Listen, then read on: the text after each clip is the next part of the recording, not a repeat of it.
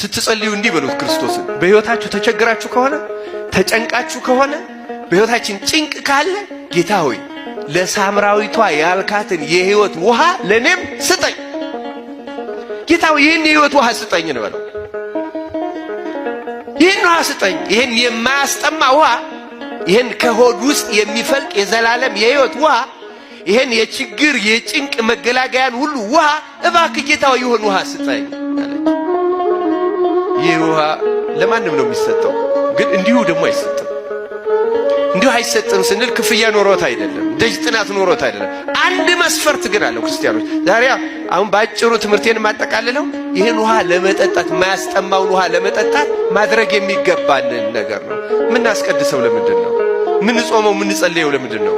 ምን ሰግደው ምን መጸውተው ለምንድን ነው? ምን ፈልገን ነው? ንገሩኝ እስኪ። ምን ፈልገን ነው ይህን የምናደርገው? የዘላለምን ህይወት ነው አይደለም? በምድሩ ላይ ተመልከቱ። በምድር ላይ ህይወታችን የሚስተካከለው በነገራችን በትክክል የሚስተካከለው የሰማዩን ህይወት የሚያስገባ ውሃ በህይወታችን ስንቀዳ ነው። ንገራችሁ አልስተካከል ያለን ያን ውሃ ስላልቀዳ ነው። ለዛ ነው የማያስጠማ የሚለው። ለምን ሌላው ያስጠማል። ለምሳሌ ህይወታቸውን ለማስተካከል ብዙ ሰዎች ጠንቋዮች ጋር ሄዱ። አሁንም ግን ይጠማሉ። ሀብታሞችን እዩዋቸው። ለምሳሌ ሄዱ፣ ጠቢቡም ሄዱ፣ ጉቦም ሰጡ። አንዳንዶቹ ማለት ነው፣ ሁሉም አይደለም። ሀብት ያገኛሉ፣ ግን ጥማቸው ይረካሉ አይረኩም? እስኪ ማን ነው በሀብቱ የህይወት ጥሙ የረካው? ውስኪ ቢጠጣ አይለቀው። ሰቨን ስታር ሆቴል ቢያድር ምንም ሲቃዥ ያድራታል። የህይወት ዋና እስካልቀዳ ድረስ አይረካም። ስልጣን የቀዱ ሰዎች ይረኩ አረኩ። ፍልስፍና የቀዱ ሰዎች አረኩ። ዮሐንስ አፈወርቅ አባታችን ወደ እዛው በነበረበት በአንጾኪያ ፍልስፍናን ቀርቶ ጠጥቶት ነበረ። ጭልጥ አድርጎ ነው ለዛውም የጠጣው።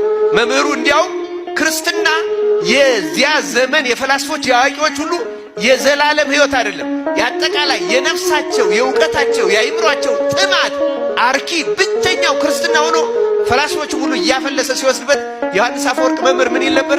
እኔን የሚተካይ ፈላስፋ እሱ ነበረ፣ ግን ምን ያደርጋል ክርስቲያኖች ይወስድብኛል ይል ነበር። ምክንያቱም የሚፈራው ለምንድን ነው? ፍልስፍናውን ይጠጣሉ፣ ግን አይረኩም። ህይወታቸው ደስተኛ አይደሉም። እያቸው በእኛ ሀገር እንኳን አንዳንድ ሰዎች አንዳንድ ወጣቶች እነዚህ እንኳን በእውነቱ ፍልስፍናን ከቃሉ በላይ የሚያውቁትም አይመስለኝም፣ ይቅርታ ይደረግልኝና፣ ግን ፈላስፋ ነኝ ለማለት አንዱ ጸጉሩን ፍትትትል አድርጎ ጃኬቱን አዛልፎ እያለ መሄድ ፈላስፋ የሚሆንም ይመስለዋል። ፈላስፎች ጅሎች እኮ አይደሉም። እውነት አዋቂ ነን ብለው ነው እንደዛ የሚያደርጉ። እንደዚህ መሆን አይደለም ፍልስፍና። አጓጉል ነገር መናገርም አይደለም ፍልስፍና።